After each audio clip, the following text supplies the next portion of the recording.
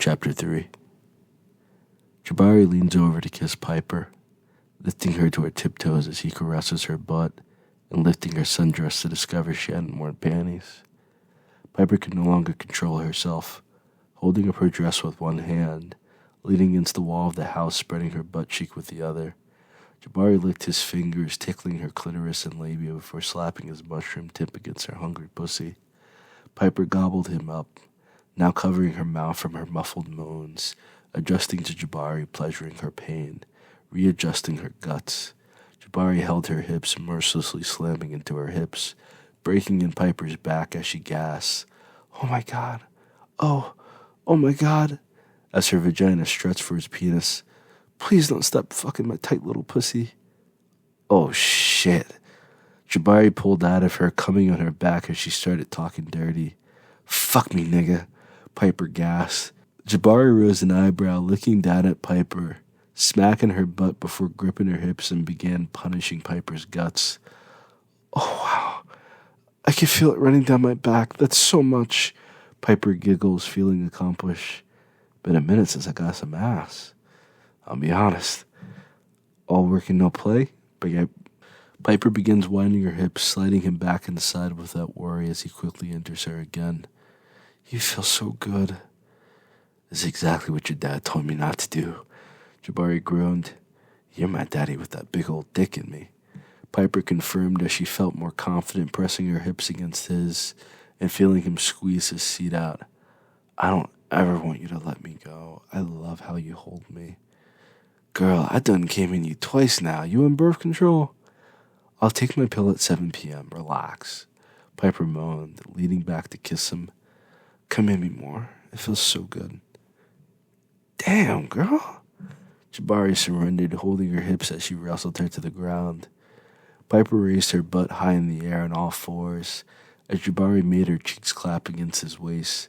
The applause overtook the quiet sounds of nature in the backyard. Piper couldn't mute her moans, muttering in tongues and lifting groans of pleasure as she was dominated. "I came," Piper admitted, laying out flat on her stomach, panting on the ground, wrapped up in her sundress. "Come on, clean my dick up, white girl," Jabari demanded, and Piper consented, crawling over on all fours before cupping his balls. "Too bad I won't see you again for a while." "What? I thought you'd be here every day." Piper frowned, massaging his balls and stroking his shaft. "Nah, bi-weekly. Maybe weekly until I get the bulk of this work straightened out.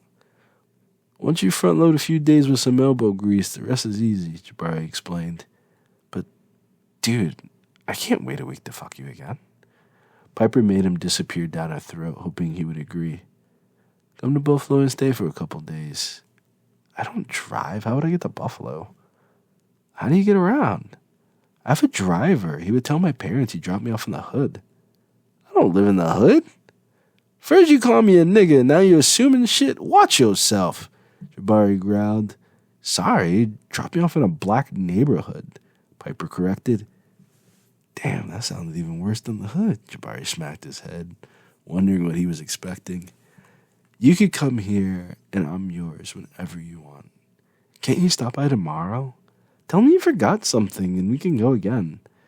"Girl, this is an hour-long drive. I'm not driving 2 hours for some pussy." "Dude, you rearrange my insides and make me choke on your pecker.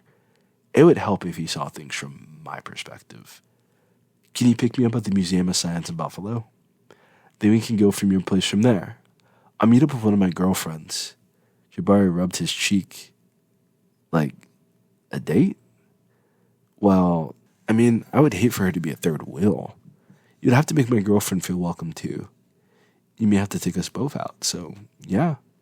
Then we can go out to lunch, you and I can repeat, then you and she can three-peat." Piper worked it all out in her head. "You sure?" Jabari asked. Piper slacked his dick against her forehead and tongue, swooning over him. "Fuck it, I'm down." Jabari couldn't resist, pinning Piper on her back. Taking her missionary, she wrapped her legs and arms around him.